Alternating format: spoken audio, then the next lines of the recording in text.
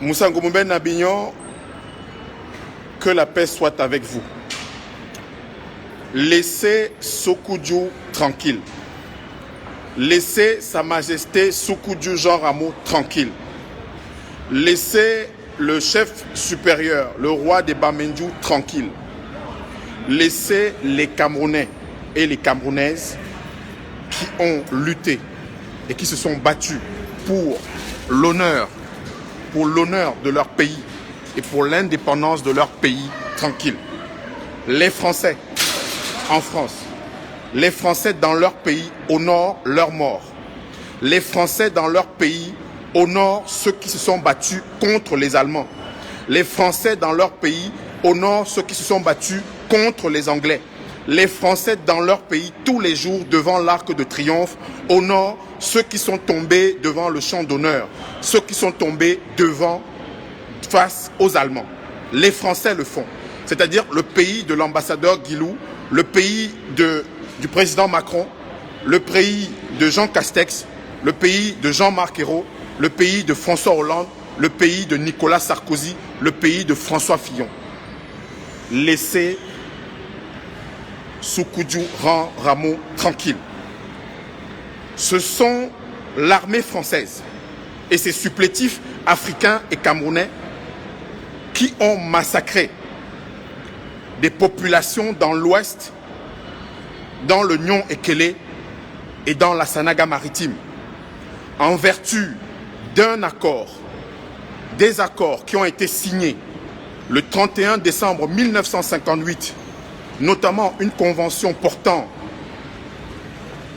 sur la défense, portant accord sur la défense, l'ordre public et l'emploi de la gendarmerie, le 31 décembre 1958, accord provisoire pour 6 mois, et le 31 décembre 1959, ces accords ont été renouvelés.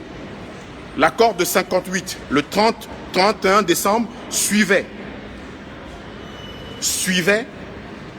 l'ordonnance unilatérale signée par le général de Gaulle, portant statut du Cameroun.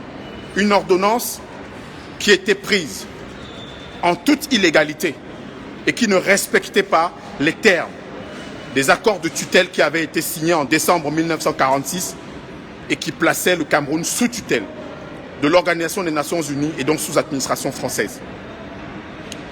Tout à l'heure, à 21 h, je diffuse sur la chaîne YouTube Abdelaziz Moundé Djibam et sur ma page Abdelaziz Moundé Djibam sur Facebook une première série de témoignages de Français qui ont massacré des Camerounais au nom justement de ces accords et de ces conventions qui ont amené l'armée française à massacrer, selon ceux qui ont piloté les opérations, dont le capitaine Max Bardet, qui pilotait une des opérations. Il raconte comment des Camerounais étaient jetés à la benne. Des Camerounais massacrés par centaines de milliers étaient jetés à la benne. Ce n'est pas moi qui le dis, c'est un Français qui a été pilote. C'est un Français qui a mené les opérations au Cameroun. C'est un Français qui a tué des Camerounais et c'est un Français qui a jeté des Camerounais dans les rives du Noun, dans les eaux de la Méché et dans un certain nombre de cours d'eau à l'ouest Cameroun, dans la Sanaga maritime et dans le Nyon-Ekele. Je diffuse à 21 h cette première série de témoignages sur la page Facebook Abdelaziz Moundé Djibam et sur le YouTube Abdelaziz Moundé Djibam. La France honore ses morts. Les enfants d'Afrique du Cameroun honorent leurs morts. Moi, j'honore les morts de mon pays, le Cameroun. Moi, j'honore les morts de ma terre africaine. Si on a tué des Camerounais, ce n'est pas Sékou qui a tué des Camerounais.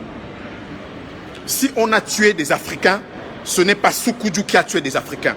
C'est l'armée française au Cameroun avec ses supplétifs camerounais qui ont rasé, brûlé des villages en vertu d'un accord signé avec la France. C'est la vérité historique, corroborée par les documents d'archives, corroborée par un certain nombre d'éléments.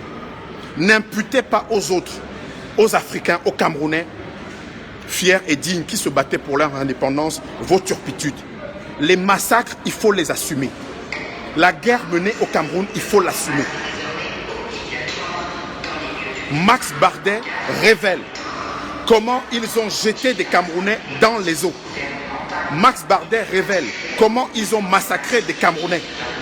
Max Bardet révèle, venant d'Algérie, au bout de 2-3 mois, on lui a confié des missions.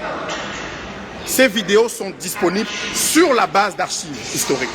Le fonds FOCAR, le fonds du service historique de l'armée de terre, le centre des archives de la défense nationale, des fonds qui sont déclassifiés pour la plupart et des documents qui avaient été signés, sinon secrètement, mais en toute discrétion. Je rappelle ici que ces accords du 31 décembre 1958 et ceux du 31 décembre 1959 sont ceux qui ont fondé, parce qu'ils entendaient encadrer la souveraineté du Cameroun, parce qu'ils entendaient institutionnaliser une relation inégalitaire, État sous tutelle, parce qu'ils entendaient institutionnaliser ces relations, eh bien, ces accords ont été signés. Ces accords ont été négociés entre des Français et des Français pour le Cameroun. Ces accords ont été négociés entre M. Jacques Rousseau, entre M. Georges Becquet et entre M. Xavier Bellin pour le Cameroun. Des Français qui ont négocié des accords pour le Cameroun entre eux. Nous nous devons la vérité. Nous devons la vérité à nos enfants de France et du Cameroun. Les peuples du Cameroun et de France doivent savoir ce qui s'est passé en leur nom. Et nous nous engageons pour cela. Les peuples de France et du Cameroun doivent savoir ce qui s'est passé en leur nom. Et c'est d'ailleurs pour cette raison qu'un recours a été formé devant le Conseil d'État par un collectif d'archivistes, d'historiens, par un collectif de citoyens, par un collectif de chercheurs, à l'effet d'attaquer la circulaire, donc une instruction générale interministérielle prise par les services du Premier ministre français en novembre 2020, qui multipliait les entraves devant ceux qui consultent, ceux qui utilisent la matière historique comme matériau de recherche pour que la manifestation de la vérité soit claire. Cela en application de la volonté du président Macron d'ouvrir un débat sur... Pardon.